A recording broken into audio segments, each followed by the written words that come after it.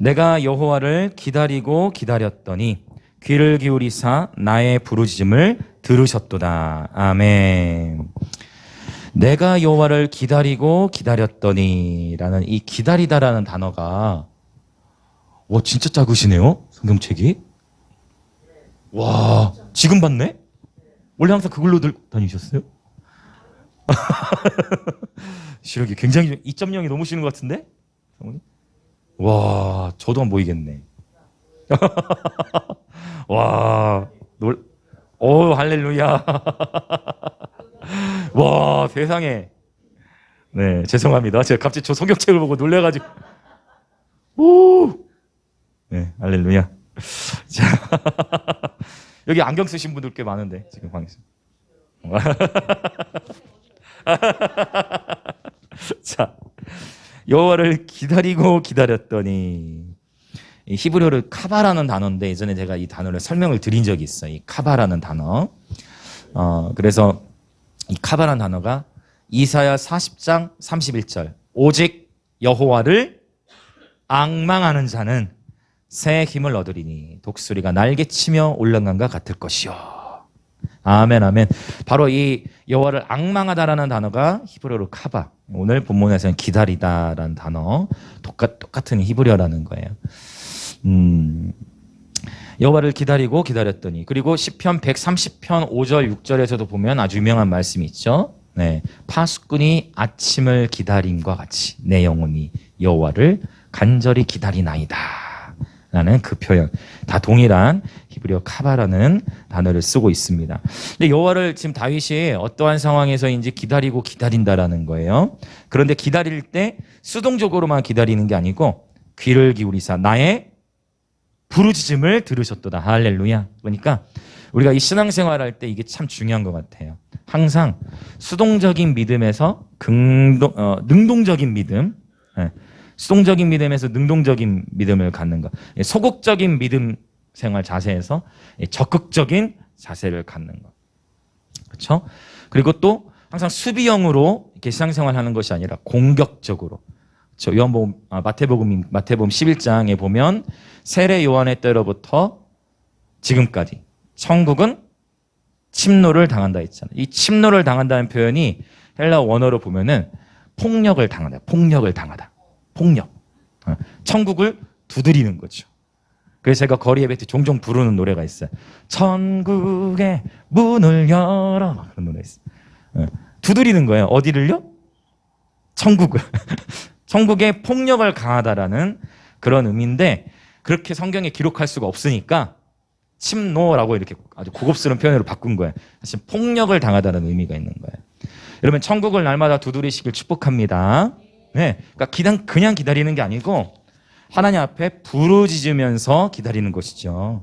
네, 부르짖으면서 돌파가 올 때까지 계속 부르짖고 기다리는 것입니다.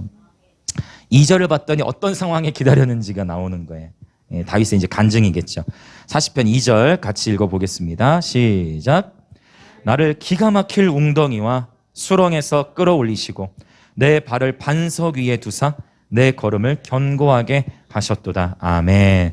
그래서 오늘 오랜만에 시편 40편 찬양을 했어요. 이 말씀으로 만들어진 찬양이죠.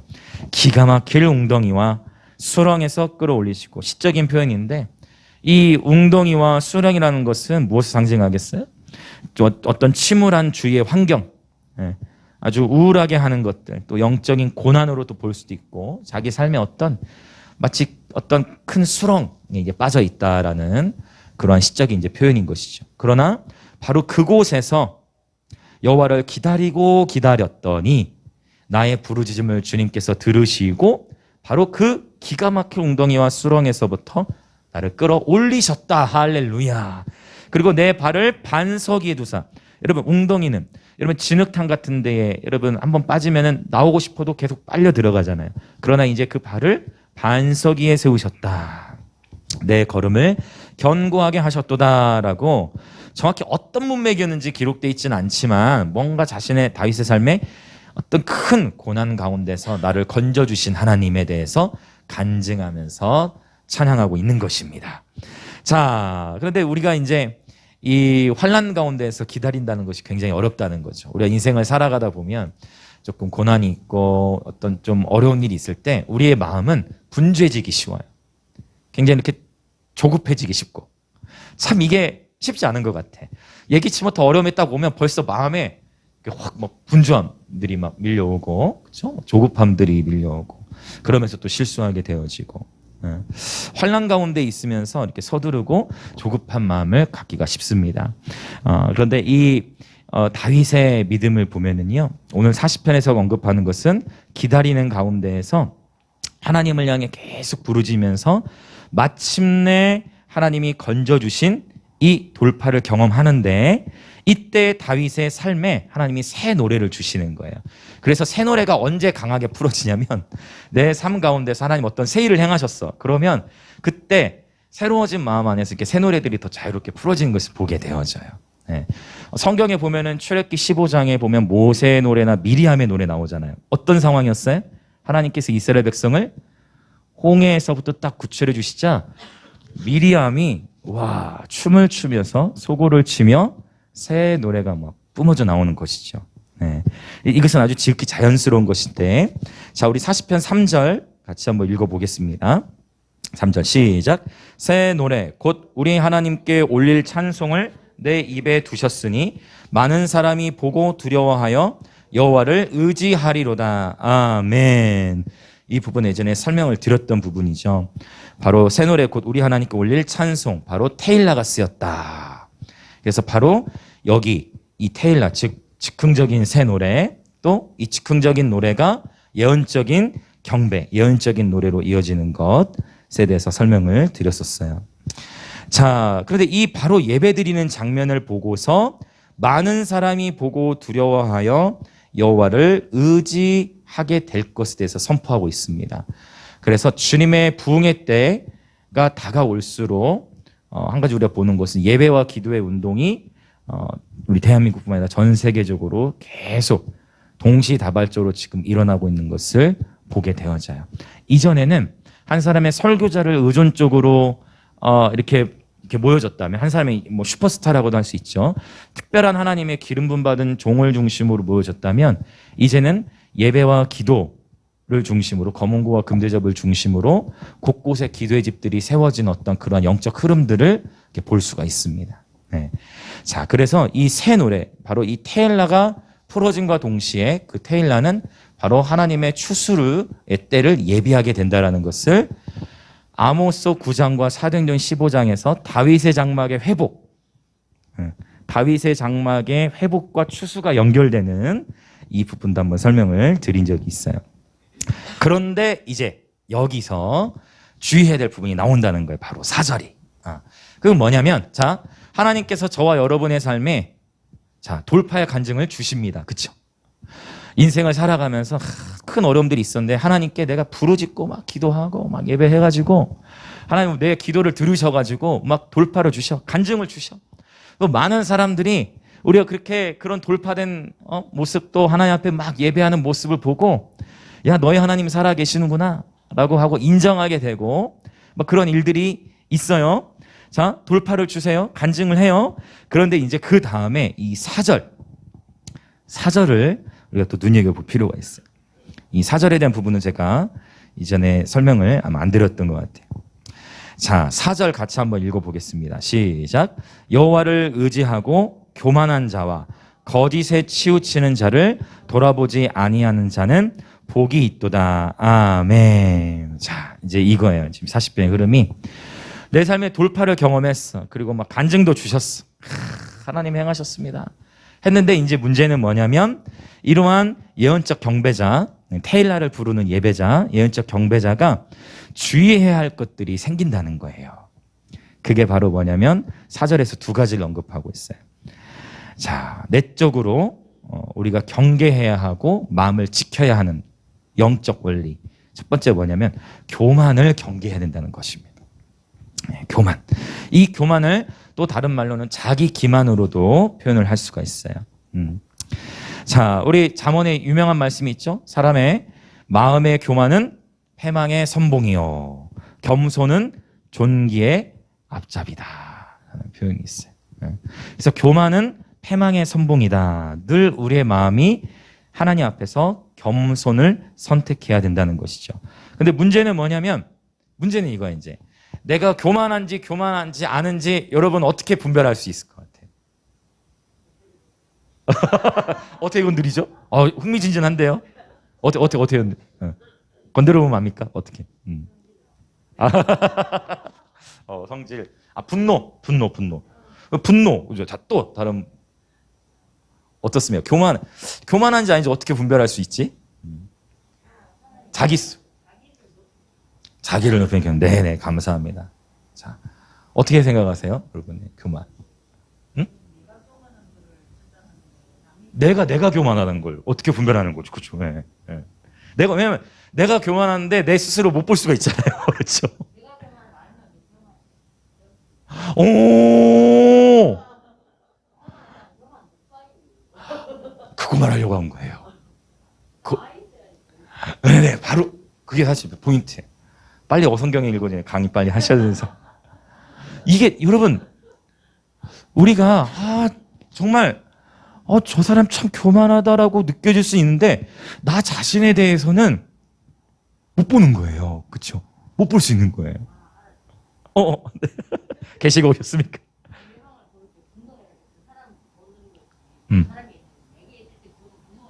뭐라고요? 네. 네. 네네네.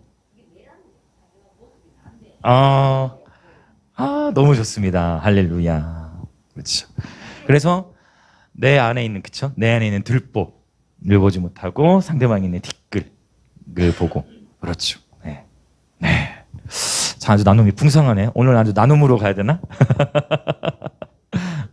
맞아요. 사실은 어느 하나로 공식화해서 이것이 교만이다 이렇게 딱 하나로만 정리할 수 없지만 지금 나눠주신 내용들이 다 이게 해당이 되는 것 같아요. 그래서 우리 스스로, 제가 오늘 이 질문을 드린 이유는 뭐냐면, 여러분 스스로, 저와 여러분 우리가 이 질문 앞에, 그쵸? 내 스스로가 지금 교만한지 아닌지를 어떻게 스스로 점검하고 분별할 것인가요? 여러분 스스로가 답을 찾으시라고 이것을 말씀드린 거예요. 네. 그렇죠. 한 번쯤 생각해 볼 필요가 있다는 거예요. 무릇 지킬 만한 것 중에 더욱 너의 마음을 지키라 하셨고, 생명의 근원이 이에서 난다 했는데, 우리가 정말 하나님이 좀, 이거 보세요. 돌파를 주시고, 그렇죠? 간증하고, 막 테일라를 부르고 하는데 또 많은 이들이 은혜를 받아. 어떻게 보면 어제도 저희 하나님 팀이 막 사역하면서, 와, 정말 하나님 팀 참 잘합니다. 막 다 목사님 오셔서 막 격려해 주시고 하는데, 이때 우리 하나의 사례로 지금 말씀드리는 거예요. 하나의 사례로 바로 우리의 마음이 교만한 대로 가지 않고 하나님께 겸손히 붙어 있어야 되는, 또 이렇게 점검하는 거죠. 점검하면서 사람의 칭찬과 그것으로 인해 우리의 마음이 우쭐해지지 아니하고 여전히 우리를 부르신 자리에서 오늘 또 다이처럼 주님의 전심으로 예배하는. 네.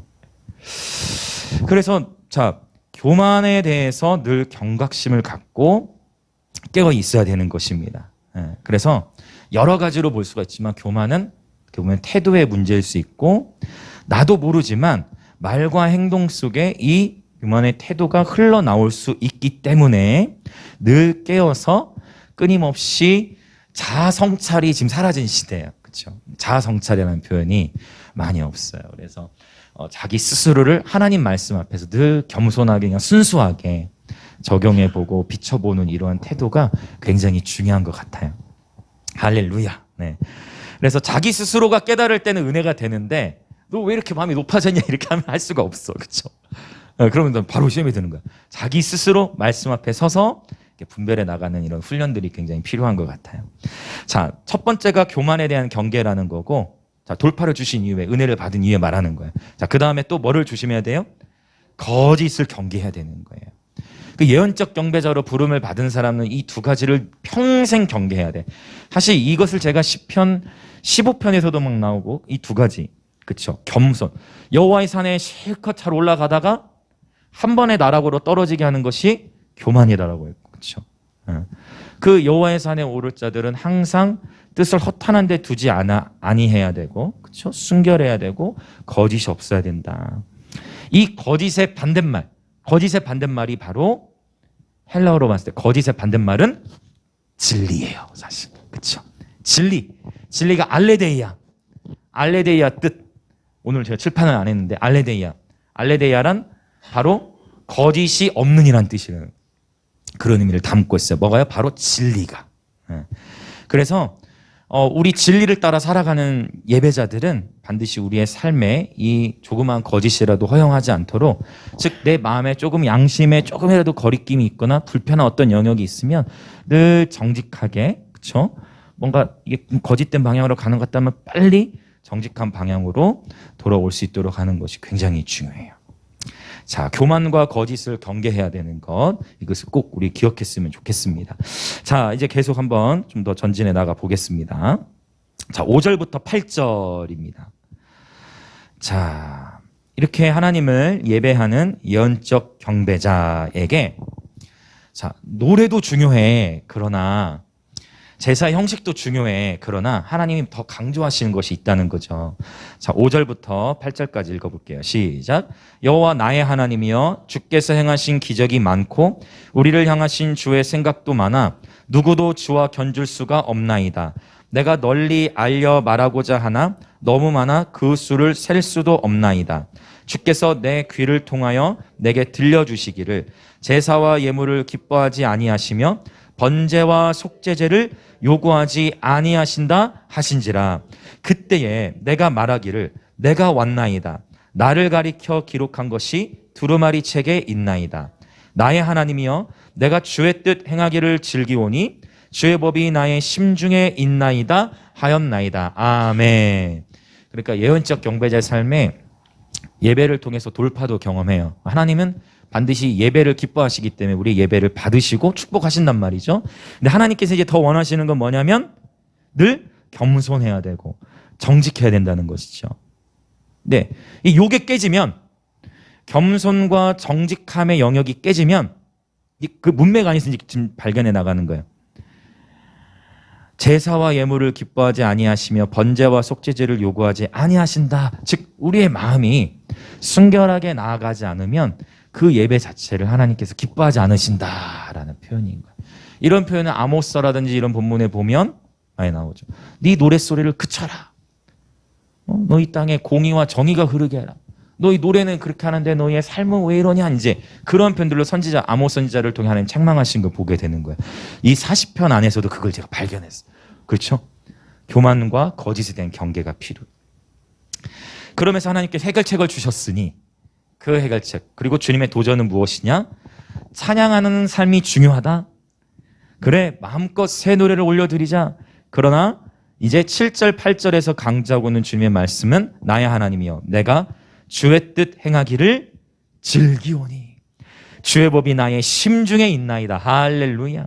아, 기가 막혀요. 또 40편도 그냥 대충 노래가 아니었던 거예요. 하나님은 이 우리 인생을 또 보여주는 것 같아요. 이렇게 나도 모르게 이렇게 높아지고자 하는 마음, 그렇죠? 나도 모르게 이렇게 또 순간 어떤 상황을 모면하기 위해서 피해를 보지 않게 해서 거짓을 선택할 때도 있단 말이에요. 그런 상황 하나님 또 말씀하시는 것은 정말 저와 여러분 우리의 삶에 있어서 하나님 말씀에 순종하는 것이 기쁨이 되시길 예수님의 이름으로 축원드립니다. 이게 얼마나 복일까요? 하나님 말씀에 순종하는 게 버겁고 어려운 게 아니고 하나님 말씀에 순종하고자 하는 동기가 너무 행복하고 하나님이 무엇이라도 말씀하시면 그것에 내가 기쁨으로 순종하는 삶. 하나님이 이러한 예배자들을 찾으신다는 것이죠. 주의 법이 저와 여러분의 심중에 있기를 원합니다. 그래서 하나님의 뜻 행하는 것이 저와 여러분의 가장 큰 기쁨이 되기를 예수님의 이름으로 다시 한번 축원드립니다. 아멘. 그러니까 결국은 노래 중요해요. 예언적 경배 흐름. 그러나 또한 겸손과 정직, 이것이 가능할 수 있도록 끊임없이 우리가 우리의 심령 안에, 우리의 심중에 하나님의 법이 거해야 한다. 이 새 언약의 축복, 히브리서 강해할 때 계속 나눴던 내용들입니다. 자, 하나님 말씀에 순종하는 삶을 살아가면서 이제 어떻게 전개가 되느냐? 하나님 말씀에 순종하는 삶을 살아가면서 예배하다 보면 우리의 입술에 찬양의 가사가 달라져요. 계속해서 우리의 심령 안에 하나님 말씀이 거하면 노랫말이 달라져. 가사, 고백하는 내용들이 달라지게 돼. 자, 9절, 10절, 11절에 보면 이 예언적 경배 안에서 굉장히 중요한 아주 기름 부음이 넘치는 주요한 단어들이 나옵니다. 자, 9절부터 11절 같이 보겠습니다. 같이 읽을게요. 시작. 내가 많은 회중 가운데에서 의의 기쁜 소식을 전하였나이다. 여호와여, 내가 내 입술을 닫지 아니할 줄을 주께서 아시나이다. 내가 주의 공의를 내 심중에 숨기지 아니하고 주의 성실과 구원을 선포하였으며 내가 주의 인자와 진리를 많은 회중 가운데서 감추지 아니하였나이다. 여호와여, 주의 긍휼을 내게서 거두지 마시고 주의 인자와 진리로 나를 항상 보호하소서. 아멘. 지금 이 9절부터 11절 안에 신학적으로 굉장히 중요한 단어들 다 들어가 있어요. 공의, 성실, 여기 성실한 단어는 에무나, 이거는 신실함을 말하는 거예요. 신실하신 하나님 할 때 그 성실하신 하나님, 신실하신 하나님. 그다음에 구원. 여러분 이거 예전에 한번 제가 나눈 적이 있는데 이 구원에 해당하는 단어가 히브리어로 어떻게 될까요? 예슈아예요. 예슈아. 예슈아라는 단어가 이 명사용으로 쓸 때 구원이라는 단어가 연결돼요. 자, 그다음에 또 어떤 단어가 나왔어요? 인자, 헤셋. 하나님의 언약적인 사랑. 우리 말로 다 형용할 수 없는 그 사랑. 인자하심. 그분의 사랑. 자, 또 진리도 나왔죠. 진리, 에메트. 하나님의 진리. 자, 또 긍휼, 라함. 이러한 단어들. 그래서 우리의 예배 가운데에 여러분 또 개인 예배를 하시거나 새 노래를 하실 때 이러한 단어들을 좀 많이 사용하셨으면 좋겠어요. 할렐루야. 그래서 예배할 때 여러분 그냥 말씀으로 새 노래할 때도 그냥 막 말씀을 가지고 막 이렇게 노래하셔도 아주 좋고. 네. 그래서 이러한 단어들 계속해서 주님의 진리, 주님의 사랑, 주님의 구원, 주님의 공의, 주님의 신실하심. 네. 이러한 가사들이 저와 여러분의 이렇게 입술에 이렇게 항상 머물렀으면 좋겠습니다. 네, 그래서 끊임없이 이런 예언적 경배자, 자, 찬양하는 삶, 노래하는 삶, 겸손과 정직함을 유지하는 삶, 하나님의 말씀이 심중에 거하는 예배자의 삶, 하나님의 말씀이 거함으로 인해서 하나님의 뜻 행하기를 즐기는 예배자의 삶, 그러면서 예배의 노래의 고백이 달라져 버리는 또 다른 차원의 새 노래, 그분의 구원과 공의와 신실하심과 인자와 진리와 긍휼하심을 막 예배하는 그러한 고백으로 이어져 나오죠.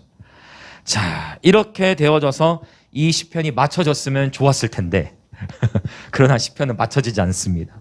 그리고 또 다른 인생의 어려움을 경험하게 되는 거예요.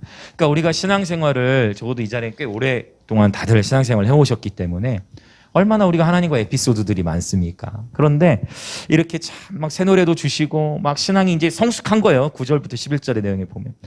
막 말씀도 많이 이렇게 암송하고 이렇게 살아가고 하나님 뜻 행하고자 하는 마음도 있고 그러는 삶의 여정 가운데에서 또 예기치 못한 일들이 터진다는 거예요. 이 시대와 한번 적용해서 보자면 자, 12절 시작이 어떻게 되어집니까? 12절 수많은 재앙이 나를 둘러싸고 세상의 많은 사람들, 모든 사람들이 지금 이 땅에 재앙이 임해 있다라고 다 인정할 거예요. 예수 믿지 않는 사람들. 코로나라는 이 전염병이 다 지금 대한민국이 세계에서 제일 확진자가 많이 나오는 것 같아요. 매일마다. 그렇죠? 이 재앙이잖아요. 코로나. 이러한 상황. 막 지금 전쟁도 난리죠. 지금 물가가 굉장히 치솟잖아요. 여러분 우크라이나는 세계에서 밀 생산지로 굉장히 밀 생산량이 굉장히 높은 나라여서 앞으로 식료품 가격 더 오를 것 같아. 더 오를 거예요. 더 올라. 또 러시아 같은 데 이런데 러시아 같은 데는 또 이런 석유 생산과도 연관이 돼 있다. 유가가 지금 어제도 한번 서울 갔더니 와 김값 너무 비싸. 너무 많이 올랐어. 유가도 치솟죠. 그렇죠? 그러니까 기억하시는지 모르겠지만 올해가 안식년이라고 했고 세계 경제는 어려울 것이고 더 그렇죠. 주가는 폭락하고 이게 항상 7년마다 하나님이 돌아오는 이 안식년의 사이클마다 있었다고 했어요. 근데 지금 이번 안식년은 당연히 그 데미지가 굉장히 크겠죠. 그러나 안식년의 때 하나님께 붙어 있고 정말 하나님을 신실하게 구하는 하나님의 사람들에게는 이 안식년이 해방의 때 그리고 채무들이 탕감받는 때 할렐루야. 아멘. 이걸 여러분 꼭 믿음으로 취하셨으면 좋겠습니다. 그래서 많은 세상에 계속 경제는 어려워지고 다 어려울 것인데 하나님께 붙어있는 자들, 안식년의 축복을 아는 자들에게 하나님께서 놀라운 축복을 풀어주실 거예요. 그리고 그것을 기대하십시오. 할렐루야.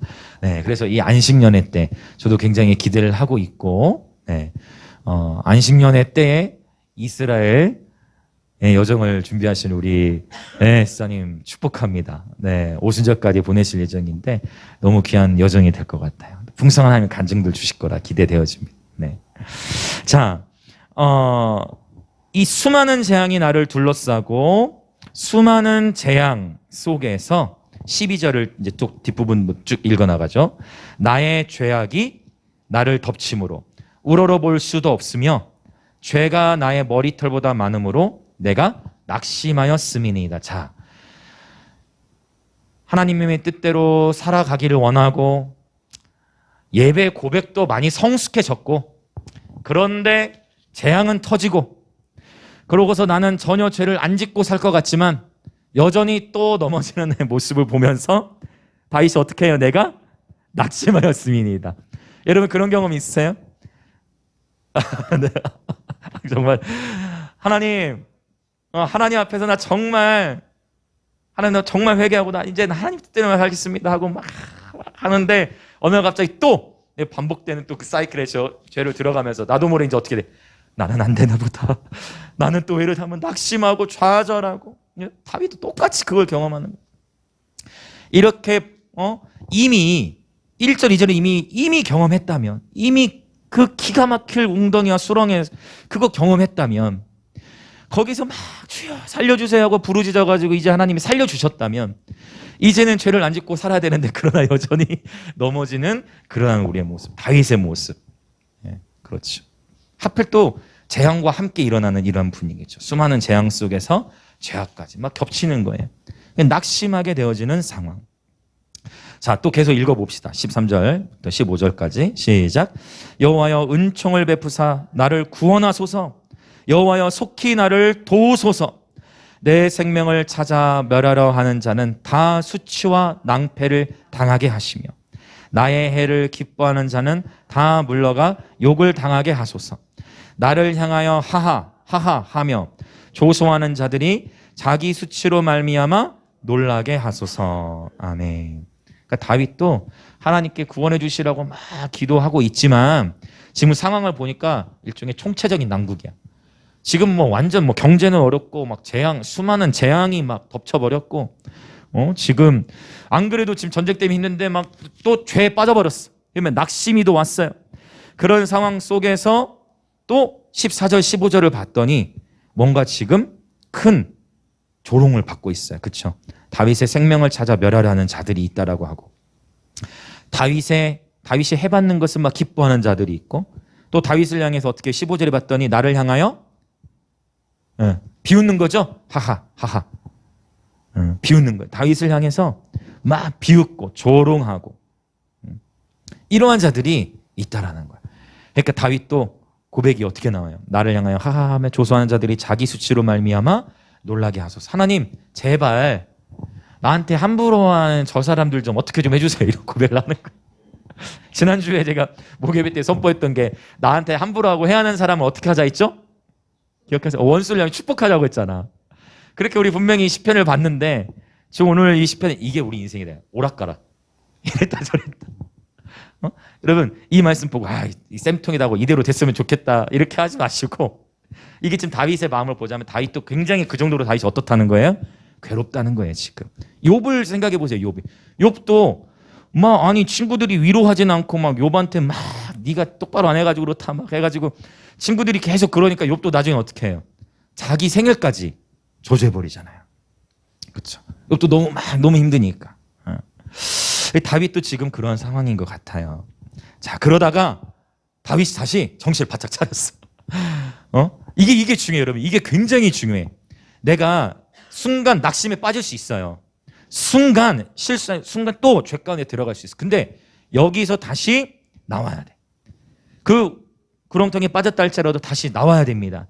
여러분 낙심할 수 있어요. 그러나 그 자리에 오래 머물지 마십시오. 할렐루야. 바로 자리를 박차고 일어나셔야 돼요. 어떻게 하느냐? 자, 16절 읽어보겠습니다. 시작. 주를 찾는 자는 다 주 안에서 즐거워하고 기뻐하게 하시며 주의 구원을 사랑하는 자는 항상 말하기를 여호와는 위대하시다 하게 하소서. 아멘. 한번 우리 선포합시다. 여호와는 위대하시다. 아멘. 이거 보세요. 지금 문맥을 보세요.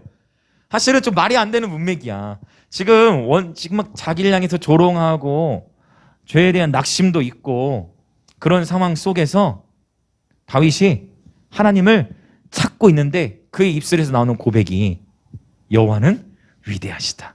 바로 이거예요. 할렐루야. 이것이 예언적 경배자의 삶이에요. 여호와는 위대하시다.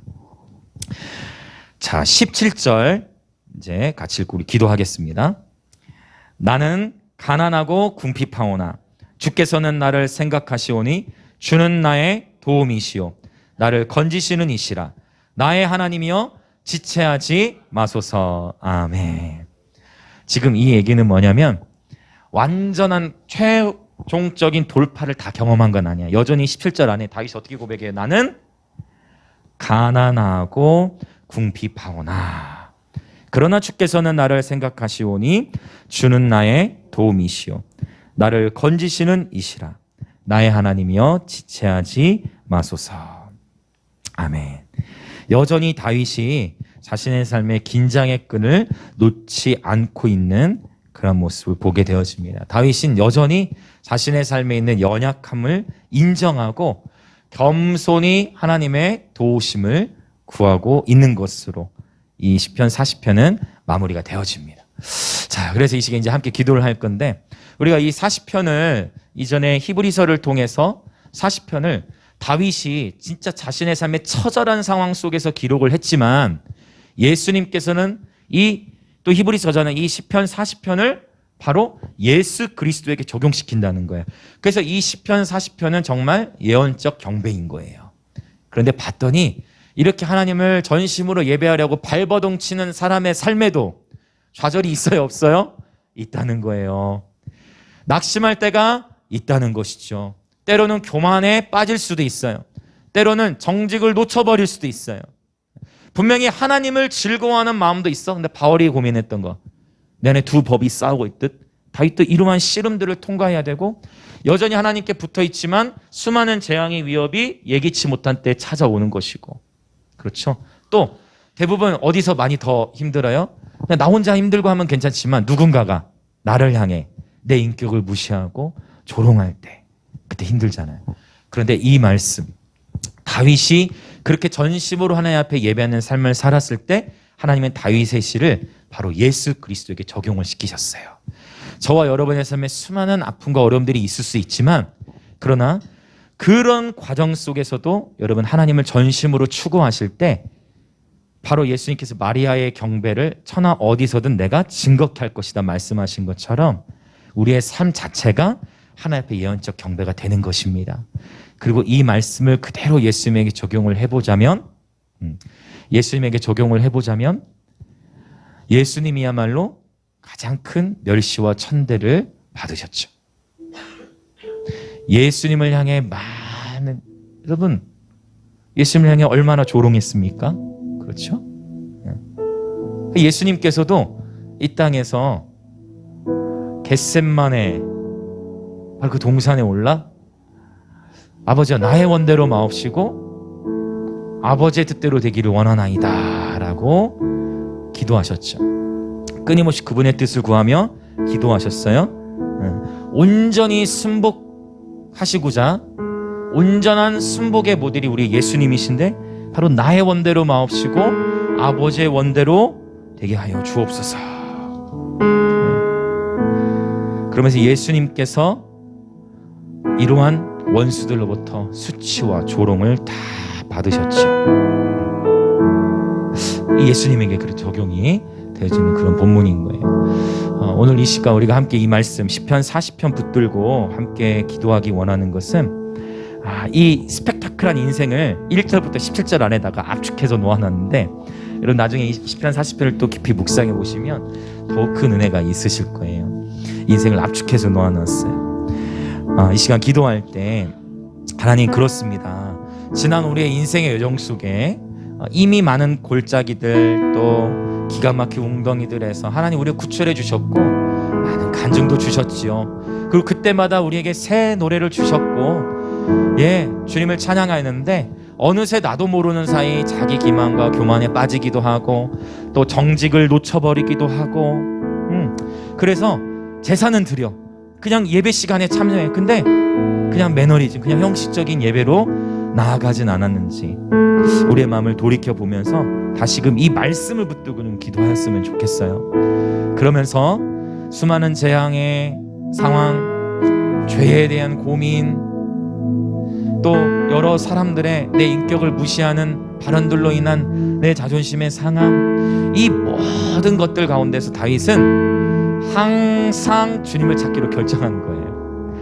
항상 여호와는 위대하십니다라고 고백하고 있는 것입니다. 우리 지난주와도 연결되죠.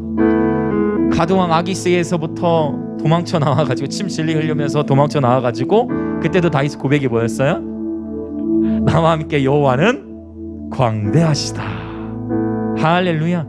오늘 저와 여러분의 예배가 이러했으면 좋겠어요. 어떠한 죄나 낙심거리로 인해 무너졌을 때 그 자체에 집중하는 것이 아니라 그럼에도 불구하고 항상 주님을 찾는 자들이여 주 안에서 기뻐할지어다. 완전히 새로운 차원으로 들어가는 것이죠. 예배의 고도를 더욱 높이기 원합니다. 그래서 이 시간 그분의 위대하심을 함께 찬양하면서 기도하기 원합니다.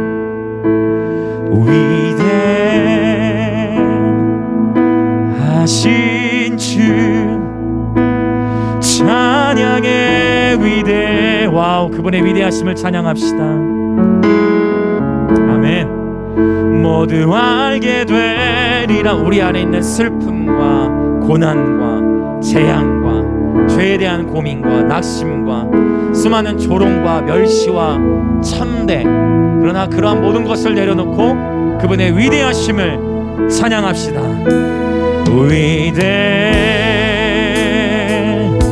위대하신 주 찬양의 위대하신 주 모두 알게 되리라.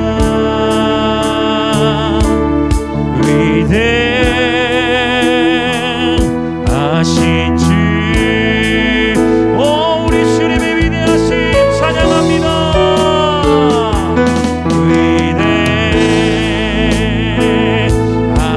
바로 이것이 오늘 시편 40편을 통해 주님께서 우리에게 주고자 하시는 강력한 예언적 계시입니다.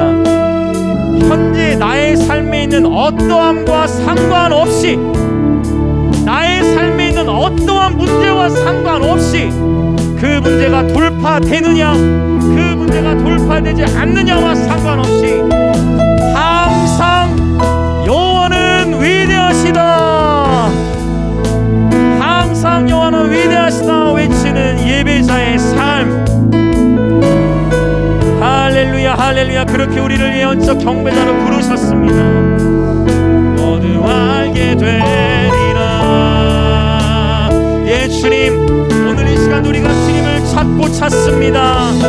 나의 삶에 어떠함과 상관없이 주님의 위대하심을 선포합니다. 그렇게 우리 주여 외치며 찬양과 기도로 나아갑시다. 주여. 예 주님, 이제는 나의 삶에, 예 주님, 이제는 나의 삶에 어떠함과 상관없이, 나의 삶에 어떠한 일이 있다 할지라도 주님, 나의 옛사람의 감정에 속지 않겠습니다. 주님, 나의 옛사람의 감정에 속지 않겠습니다. 나는 그리스도와 함께 십자가에 못 박혀 죽었나니 나의 느끼는 감정과 상관없이, 내가 처한 환경과 상관없이 여호와는 위대하시니, 오 주님, 오늘 이 다윗의 예배자의 삶, 나의 환경과 상관없이 내가 기쁘고 내 삶에 돌파가 있을 때에만 하나님 위대하십니다 하는 것이 아니라, 심지어 여전히 가난과 싸워야 하고 궁핍함이 있고 많은 이들로부터 멸시를 받는다 할지라도 아무도 나를 알아주지 않는다 할지라도, 그러나 오늘 나의 고백은 하나님은 위대하십니다. 하나님은 존귀하십니다. 우리 주님은 구원의 하나님이십니다. 주님은 공의롭고 정의로우신 분입니다. 우리 주 하나님은 신실하신 분이십니다. 우리 주 하나님은 인자와 진리가 충만하신 분입니다. 우리 주님은 긍휼이 한이 없으신 분입니다. 우리 주님은 위대하신 하나님이십니다. 주님의 크고 높고 위대하심을 찬양하는 예배자, 어떠한 상황과 환경에도 묶이지 않고 오직 예수께만 묶인 예배자들의 군대가 되게 하여 주옵소서. 할렐루야.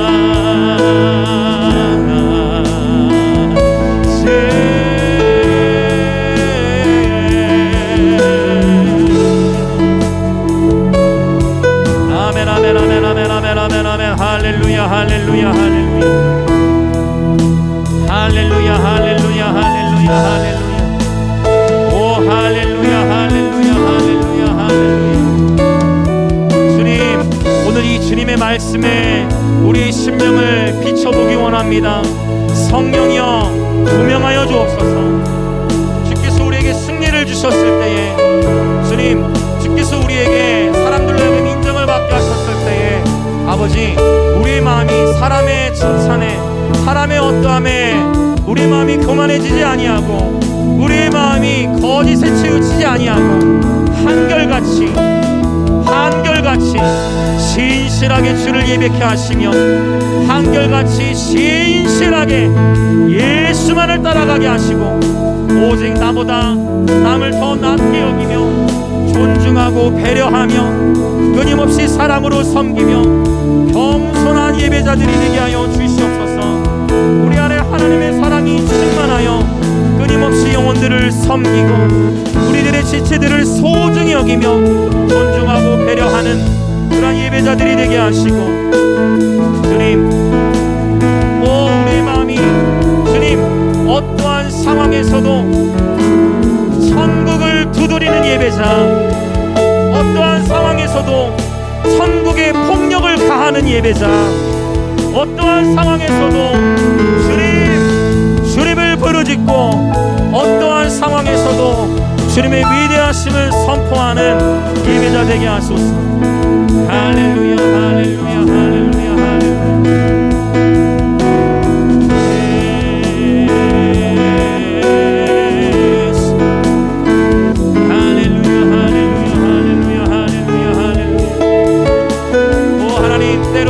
조롱을 받고, 때로는 멸시를 받고, 때로는 비난을 받고, 주님, 우리는 자존심 상하는 일들을 겪는다 할지라도, 그러나 우리 예배자들은 자존심이 아닌 주존심으로 사는 자들이니, 우리 옛사람은 이미 십자가에 못 박혔고 우리는 예수 생명으로 사는 자들이니,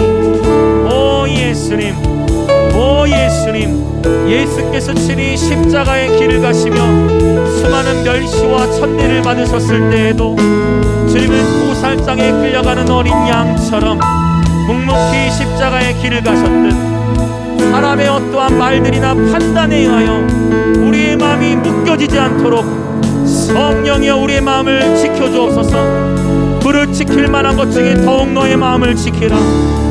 사람의 어떠한 말들에 의하여 우리의 마음이 묶여지지 않도록 이 시간 모든 예배자들을 보호하여 주시고, 예수 그리스도의 십자가의 피로 씻어주시고 정결케 하시고,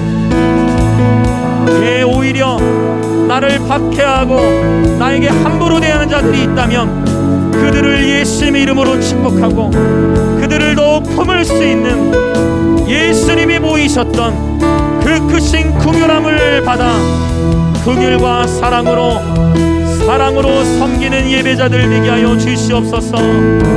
할렐루야. 주님, 그렇습니다. 주님, 우리들의 마음을 새롭게 하소서. 할렐루야 할렐루야.